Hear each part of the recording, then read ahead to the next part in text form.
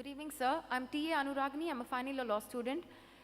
I believe that terrorism could be stopped by, at least could be reduced when people are taught about tolerance. Does Islam preach about tolerance? And if it does, do people who are in charge of imparting Islam, I mean, I believe there are a lot of, I don't know the exact terminology, there are gurus like in Hinduism who teach Islam to the other Muslims. So in that case, do they impart, preach tolerism?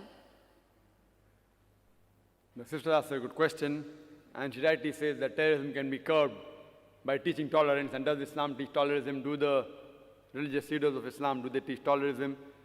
Sister, I said in my talk, which I said a bit fast, I didn't pay emphasis on it.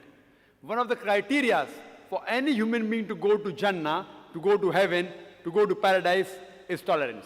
Allah says in the Quran in Surah Al-Asr, chapter number 103, verse number 1 to 3, Wal Asr, Innal insana lafi khusr, illa allazina amanu wa amilu salihati, wa tawasaw bil haqqi wa tawasaw bis sabr.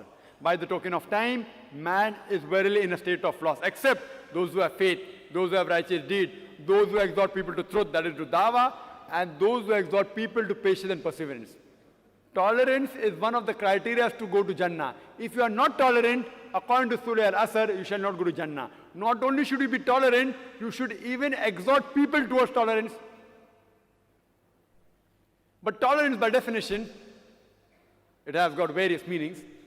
And if you ask experts, that tolerance also has a limit. What do you mean by tolerance? Fine, someone does something wrong to you, you do not retaliate, it's good. Till how long? So tolerance also has a limit. And in Islam, zalim is a person who does zulm. Means you could say that a person who causes harm. There are two types of zulm. One is a person who does harm to the others, and another is the person who does harm to himself. The two types of zalim, and both are referred as zalim. One who does zulm on others, another type who does zulm on himself. Our beloved Prophet Muhammad sallallahu alaihi wasallam said, it's mentioned in hadith of Sahih Muslim, if you see anything which is wrong going on, if you can, you should stop it with your hand. If you cannot stop it with your hand, stop it with your mouth, with your tongue. If you cannot stop it with the tongue, at least curse in your heart that the act is wrong. And if you do that, you are the lowest level of believer, the lowest level. So what we have to do, that we have to be tolerant, teach tolerance, as Allah says in the Quran in Surah Baqarah chapter 2 verse 153, Inna Allah ma sabreen, that verily Allah is with those who do sabr. But while doing sabr, we should see to it that does not go beyond limit. Sabr also has a limitation, tolerance has a limitation. So before it goes over limit, if you see that a woman is being raped, you can't tell the woman, tolerate it, no problem. If God has given me strength, if I see a man raping a woman, I should stop it with my hand. If I cannot do it with my hand, it is tell, Arey bhai sahab, please don't rape. In Bombay, an article, a young girl, 13 years girl, she was raped by a man, and there were 5 passengers. Only one person objected and he was kept quiet. 5 people could overpower that man who was drunkard, who was drunk, and they did not do anything. What's happened to the humanity? What has happened to humanity?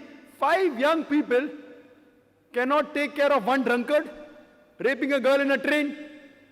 Will you call this tolerance? I would call it cowardice. Therefore I say that if these 5 people were terrorists in the sense, terrorizing the antisocial element, that person would have the guts to do it. So what, sister, we have to encourage and see to it that tolerance level of every human being is increased. At the same time, they should not become cowards.